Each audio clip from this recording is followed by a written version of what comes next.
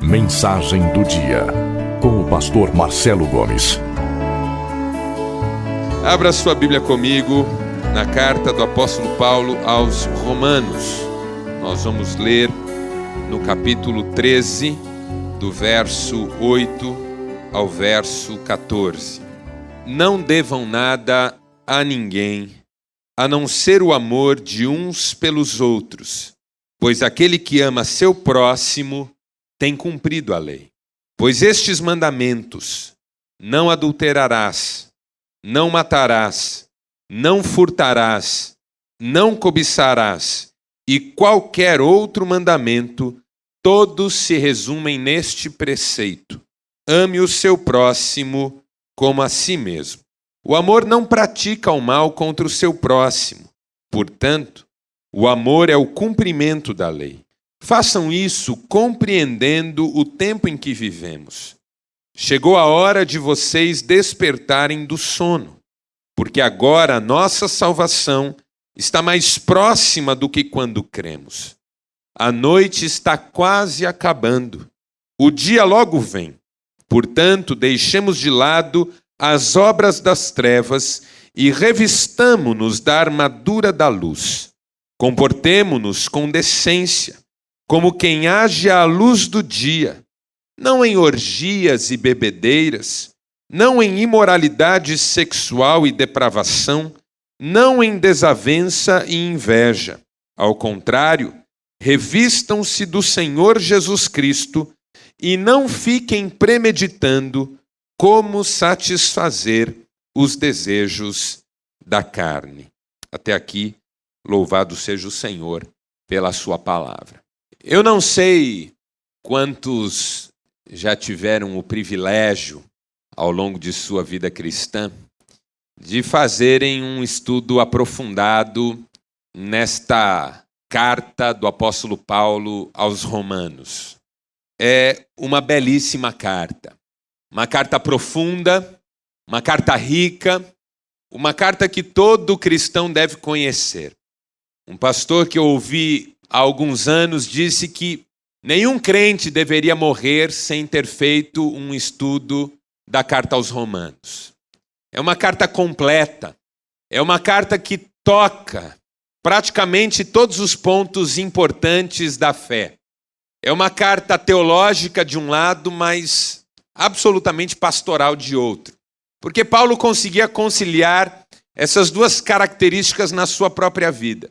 De um lado, ele era um teólogo extraordinário, tinha essa capacidade de discorrer sobre os mais variados assuntos da fé com maestria e propriedade. E, por outro lado, ele tinha um coração de pastor.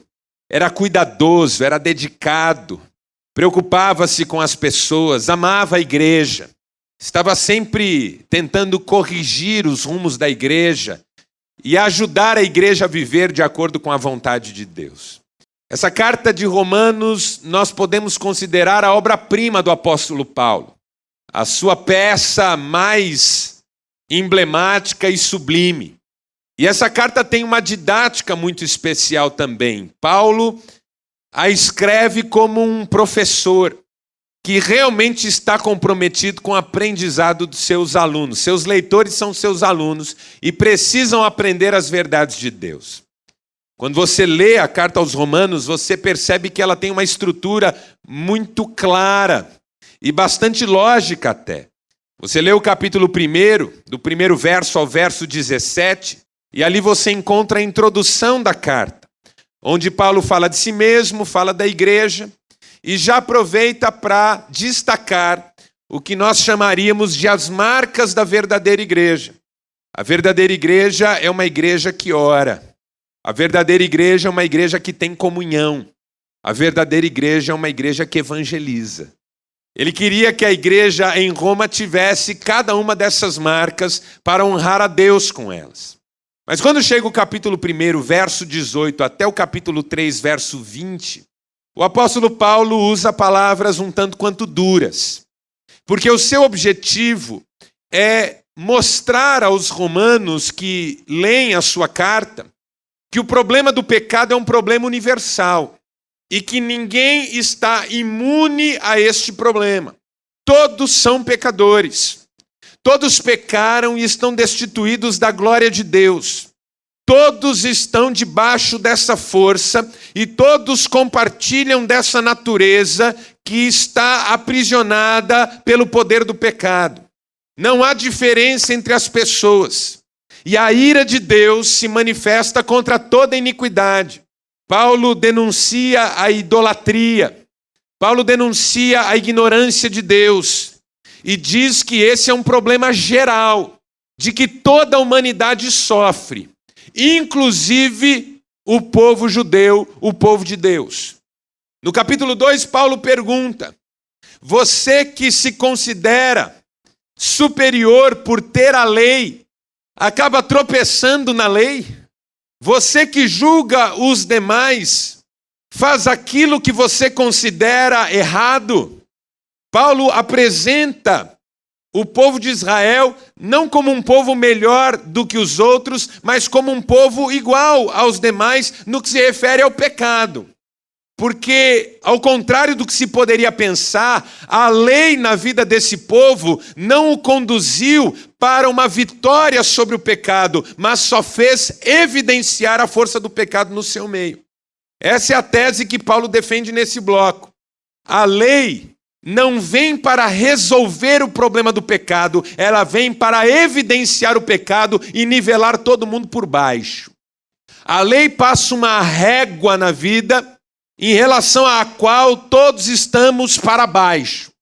A lei diz qual é o tipo de vida que Deus quer que nós vivamos e, ao mesmo tempo, prova que ninguém é capaz de viver assim.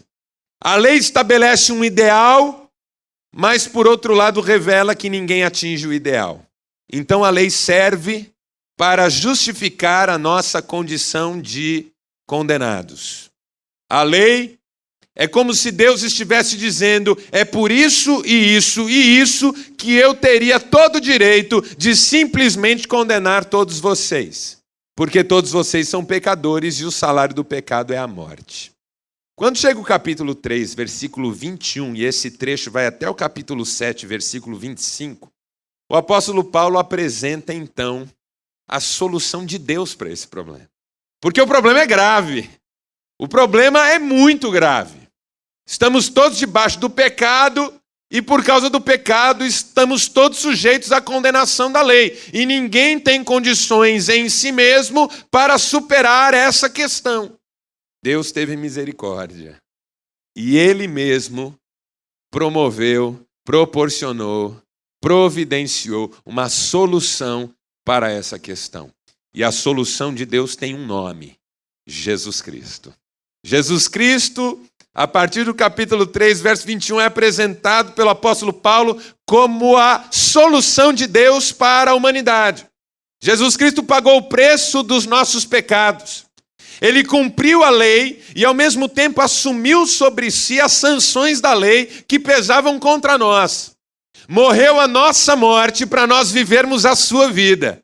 Fez um sacrifício completo e nos ofereceu os benefícios desse sacrifício gratuitamente, não mais mediante o cumprimento irrestrito de uma lei, mas mediante a fé. A justificação é pela fé. Verso-chave desse bloco está no capítulo 5. Justificados, pois, mediante a fé, temos paz com Deus. É o resultado da obra de Jesus. O conceito de justificação é fundamental na teologia paulina. Ele não significa que nós fomos inocentados. Justificação não é atestado de inocência. A justificação diz que sim, nós somos culpados, mas o preço que deveríamos pagar pela nossa culpa foi pago por outro, Jesus Cristo. E porque Ele pagou o preço da nossa culpa, nós não somos inocentados, nós somos justificados. Somos justificados porque cremos nele, cremos no preço que Ele pagou e agora temos paz com Deus.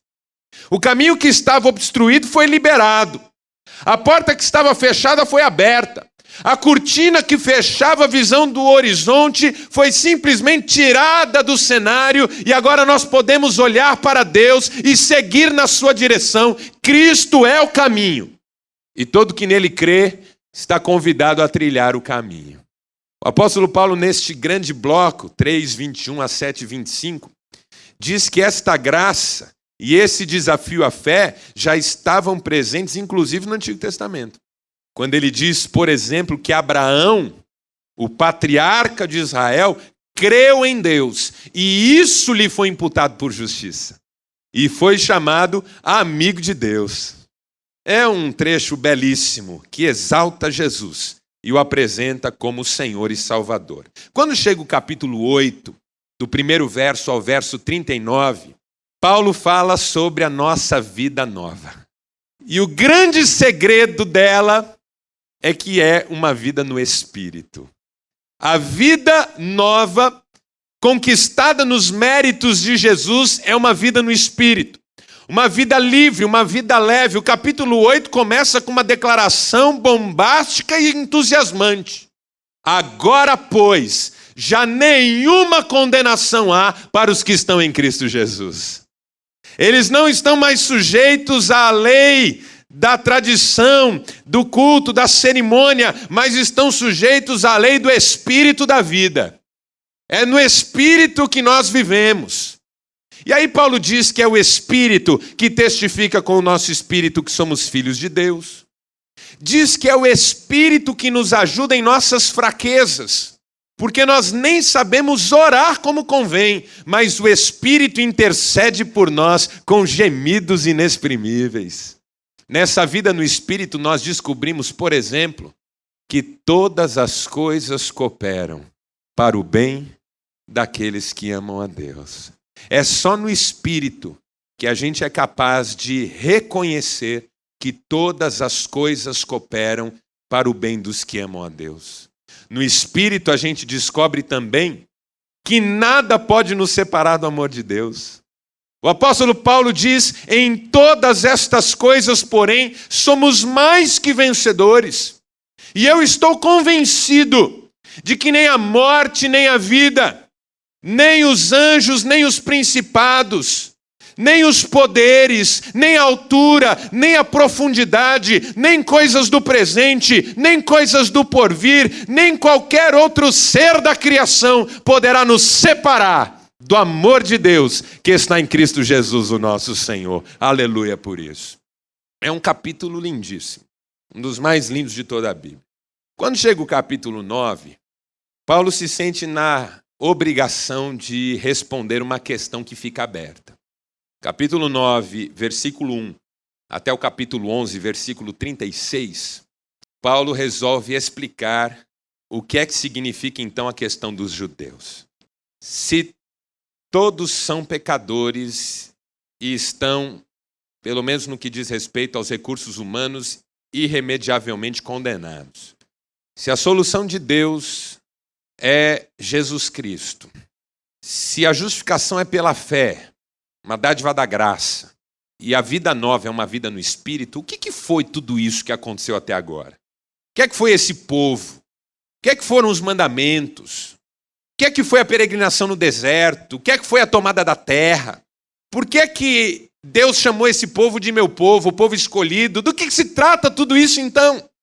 E aí Paulo escreve o trecho mais difícil de toda a Bíblia. Capítulo 9, verso 1 a 11, 36, é de arrepiar os cabelos, de quem os tem, obviamente. É de criar confusão na igreja até os dias de hoje. A igreja se debate nos temas desses capítulos até hoje. Paulo fala de eleição. Paulo fala de soberania de Deus.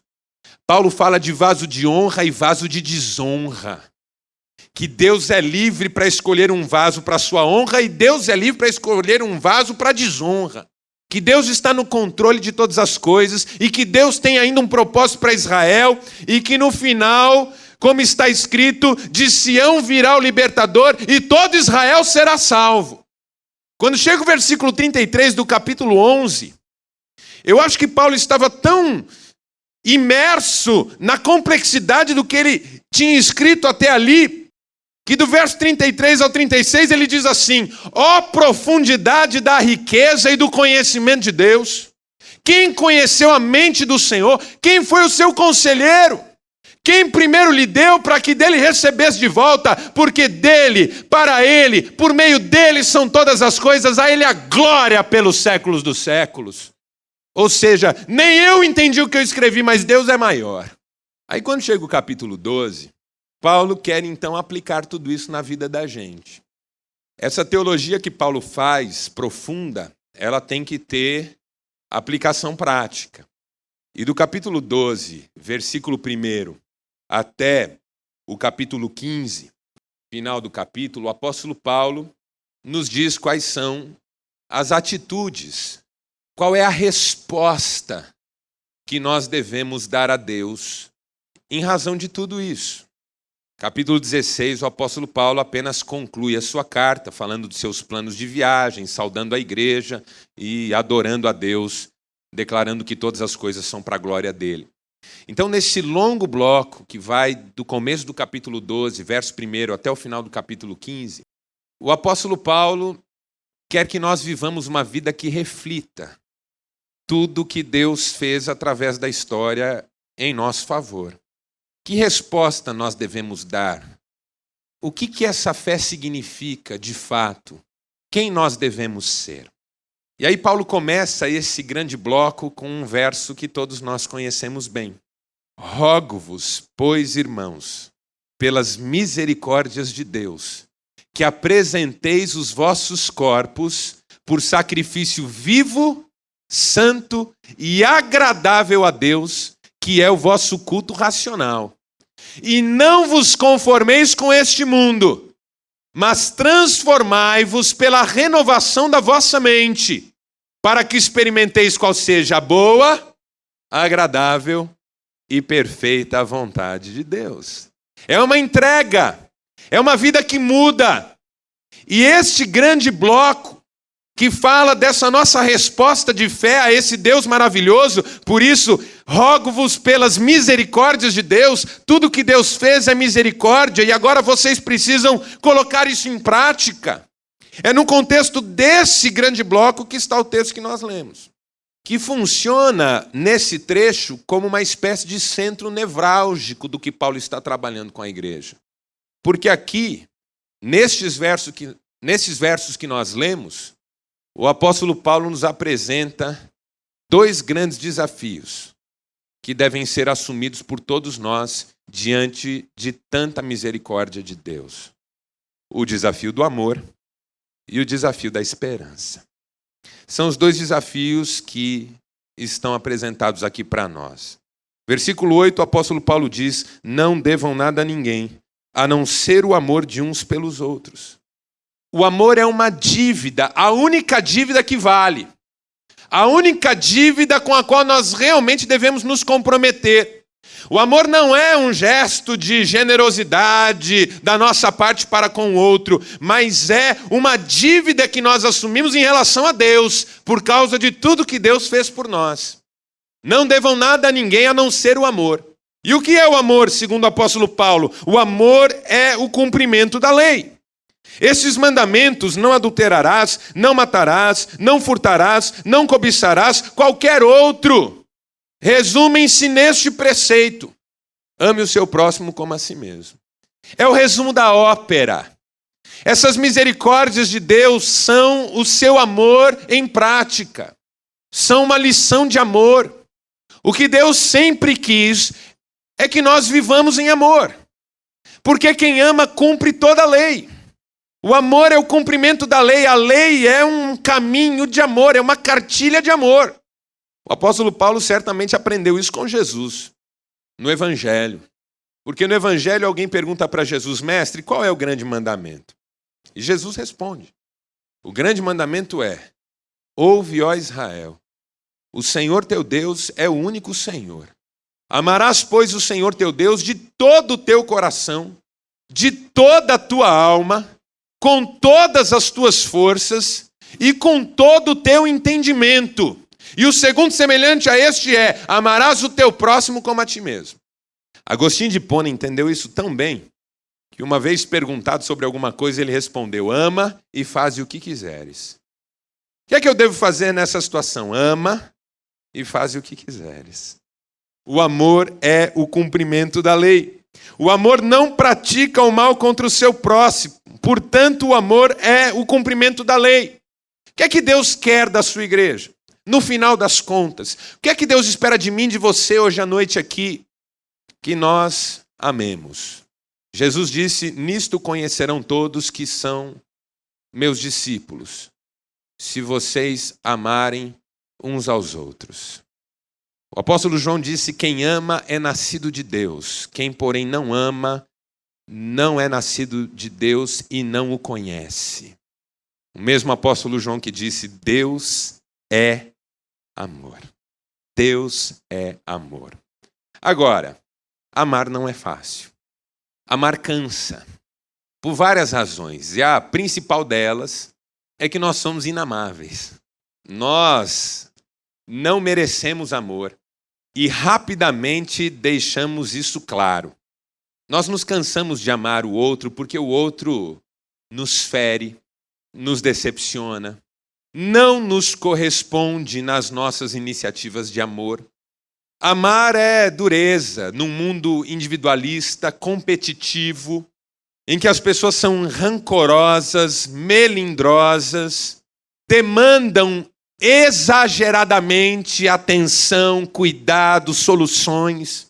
Você resolve amar e rapidamente lá está você, submerso nos problemas do outro, que o outro deixou sobre os seus ombros e saiu de cena. E aí você diz: chega, não quero mais saber disso. Por isso que o amor e a esperança têm que andar juntos.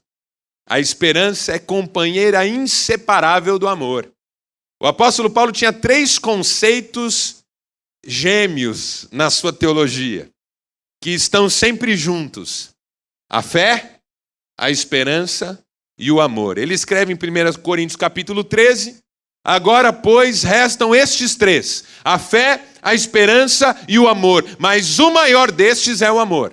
O amor precisa da esperança, porque senão a gente desanima. E o apóstolo Paulo fala dessa esperança a partir do verso 11, quando ele diz: primeiro, façam isso compreendendo o tempo em que vivemos. É um tempo difícil, é um tempo exigente, é um tempo confuso, é um tempo cansativo. Contudo, chegou a hora de vocês despertarem do sono, porque agora a nossa salvação está mais próxima do que quando cremos. O que Paulo está tentando dizer? Que nós estamos caminhando, e a esperança renova o nosso coração, porque sabemos para onde estamos indo. Estamos indo para Deus, e hoje estamos mais perto do que ontem. Aleluia! Hoje você está mais perto do que ontem. A ideia é: caminhe um pouco mais, esforce-se um pouco mais, dedique-se um pouco mais, perdoe mais uma vez, 70 vezes 7, no dia, dê a outra face, caminhe a próxima milha, entregue também a capa, porque hoje você está mais perto do que ontem. Não será para sempre. Essa luta, esse sacrifício, essa autonegação não nos consumirá para sempre. A nossa salvação está mais perto hoje do que ontem. Você já andou bastante. Não se perca pelo caminho agora. Siga em frente. Não durma agora. É tempo de despertar, não de cochilar. Nós estamos cada vez mais perto. Veja o versículo 12. A noite está quase acabando.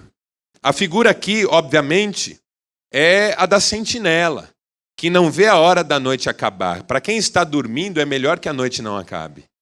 E se o sono está bom, é melhor que ela siga. O melhor dia do ano é quando acaba o horário de verão. E a gente vai ter mais 1 hora para dormir. Eu, hoje de manhã, desejei ardentemente que a noite não tivesse acabado. Para quem está dormindo, a noite que continue. Mas para quem está de vigia, o anseio para que a noite acabe é um anseio legítimo e profundo, sincero. Por isso o salmista diz: a nossa alma anseia por ti mais do que as sentinelas anseiam pelo romper da manhã. Sim, mais do que as sentinelas. Para quem já serviu no exército, na polícia, como agente de segurança, já teve que ficar de guarda, como a gente não vê a hora da noite acabar. Paulo está tomando essa figura para dizer o seguinte: a noite está acabando. Aleluia por isso. Você está chegando, calma lá, não desista agora, não desanime agora. A esperança diz que vale a pena continuar. A noite está acabando e o dia já vem. Devemos deixar de lado as obras das trevas e revestirmos-nos da armadura da luz. Agora veja o verso 13. Comportemo-nos com decência como quem age à luz do dia. Essa contraposição é lindíssima, porque Paulo está dizendo o seguinte: nós estamos à noite aguardando o dia vir, mas já nos comportamos como quem é do dia. A esperança faz com que você se porte já à luz do que você aguarda. Quem aguarda já se prepara. Ninguém espera despreparado. Se eu aguardo o dia, eu já me comporto como quem é do dia. Eu não me comporto nesse apagar das luzes, nesse fim de rota, nessa noite que vai desvanecendo, como se tentasse me apegar à noite que finda. Eu não sou da noite que finda, eu sou do dia que se inaugura diante de mim. Então eu já me comporto desse jeito. Quem é cidadão do céu vive como cidadão do céu. Não espera ir para lá para começar esse processo. A esperança já renova a vida. A esperança já muda tudo. Não em orgias e bebedeiras. Não em imoralidade sexual e depravação. Não em desavença e inveja. Essas coisas não têm nada a ver conosco. São desvios do caminho. Quem espera mantém prontidão. A pessoa que espera a outra chegar fica posicionada na condição de espera até que a outra chegue. Não vai cuidar de outros assuntos e fazer outra coisa. Quem espera, espera focado. Se eu sei que o meu caminho é esse e já já eu chegarei no destino, não vou me desviar nem para a esquerda, nem para a direita. Não tenho tempo a perder. Por isso, Paulo termina dizendo: revistam-se do Senhor Jesus e não fiquem premeditando como satisfazer os desejos da carne. Porque se o futuro ilumina o presente, é o futuro que ocupa os meus pensamentos. Se o futuro sai de cena, aí o presente se impõe e eu fico premeditando como satisfazer as necessidades presentes. A carne tem exigências e necessidades presentes, imediatas. Ela quer satisfação já. Só a esperança pode nos livrar da força da carne. Porque a esperança diz: não importa que eu satisfaça os meus desejos agora. Importa que eu descanse eternamente nos cuidados daquele que me espera. Por isso, quem tem esperança renova o ânimo. O profeta escreveu: os que esperam no Senhor renovam as suas forças, sobem com asas como águias, correm e não se cansam, caminham e não se fatigam. Quem espera tem alma leve e ânimo renovado, porque espera no Senhor. Salmo 40, esperei confiantemente no Senhor, e Ele se inclinou para mim, e me ouviu, quando eu clamei por socorro. Você crê nisso? Feche seus olhos, nós vamos orar. Ó Deus, Pai maravilhoso, Senhor da nossa vida, que privilégio podermos chegar neste momento diante da Tua Palavra, ouvindo a Tua Palavra e aprendendo aquilo que a Tua Palavra tem para nos ensinar. Obrigado por esta pregação, Senhor. Obrigado por cada desafio que nos foi feito pelo Teu Espírito Santo. Sabemos que o pregador é só um instrumento do Teu Espírito, que é quem fala, quem convence, quem toca, quem transforma. Que o Teu Espírito Santo produza em nós os frutos necessários, frutos de arrependimento, de amor, de misericórdia, de pregação do Teu Evangelho. Senhor amado, aplica a Tua verdade em nossas vidas e que sejamos cheios desse Espírito Santo para fazermos a Tua obra e honrarmos o nome do Senhor Jesus. Fica conosco, ó Deus, dá-nos uma boa noite de descanso, dá-nos a renovação de alma de que necessitamos e que em tudo o Senhor continue nos ensinando e orientando, em nome de Jesus. Amém.